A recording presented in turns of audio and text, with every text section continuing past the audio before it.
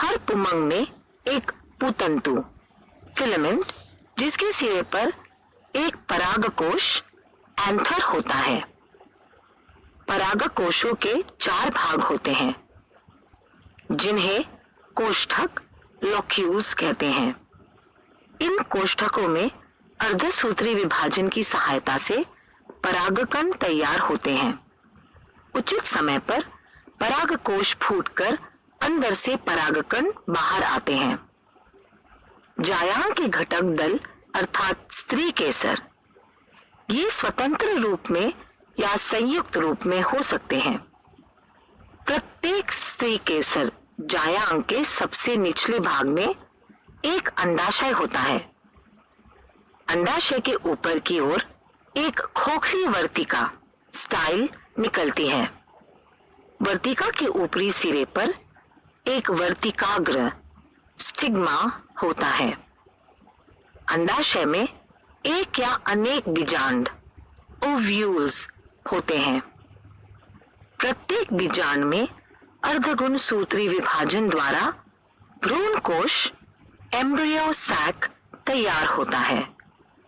प्रत्येक भ्रूण कोश में एक अगुणित हैप्लॉइड अंडकोशिका सेल और 2 गुणित ध्रुवीय केंद्रक पोलर न्यूक्लियाई होते हैं। परागकोश के परागकण स्त्री केसर के वर्तिकाग्र के वगिकाग्र पर स्थानांतरित होते हैं। इसी को परागकण या परागी भवन पॉलिनेशन कहते हैं। परागकण अजैविक घटक हवा, पानी या जैविक घटक, कीटक, पक्षी या अन्य प्राणी इनकी सहायता से होता है। परागकण के समय वर्तिकाग्र चिपचिपी होती है। इस चिपचिपे वर्तिकाग्र पर परागकण गिरने पर वे अंकुरित होते हैं, अर्थात उनमें 2 पुयुग्मक निर्मित होते हैं और एक दीर्घ पराग नलिका का निर्माण होता है। पराग नलिका 2 पुयुग्मक का वहन करती है। वह पराग नलिका वर्तिका से होती हुई बीजांड के भ्रूणकोश तक पहुंचती है।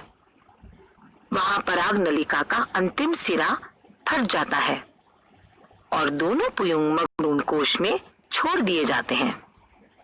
उसमें से एक पुयुग्मक का स्त्री युग्मक से संयोग होकर युग्मनज जाइगोट बनता है। इसे ही फलन फर्टिलाइजेशन कहते हैं।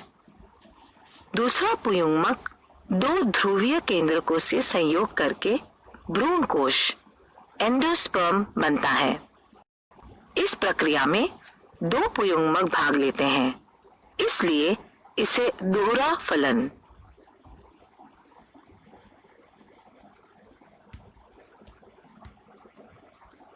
डबल फर्टिलाइजेशन कहते हैं। क्या आप जानते हैं, जब परागकण की क्रिया एक ही फूल या उसी वृक्ष के 2 फूलों में होती है, तब उसे स्वयं परागण कहते हैं।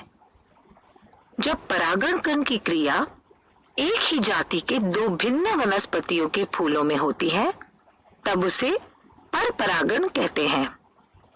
जैव प्रौद्योगिकी की सहायता से भरपूर उत्पादन देने वाली और प्रतिकूल परिस्थिति का मुकाबला कर सकने वाली वनस्पतियों की नई प्रजातियों का निर्माण करते समय वैज्ञानिक परपरागण ब्रश की सहायता से करवाते हैं।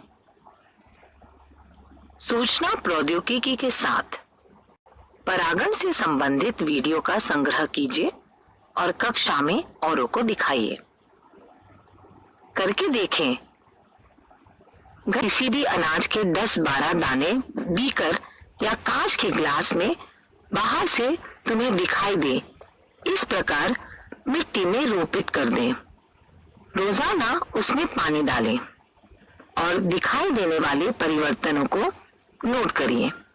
फलन के पश्चात बीजांड का रूपांतरण बीज में तथा अंडाशय का रूपांतरण फल में होता है।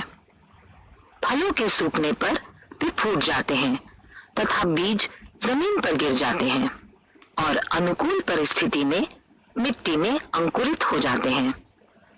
बीज में स्थित अंडाकोश का उपयोग कर युग्माणु की वृद्धि होती है और नया पौधा बनता है।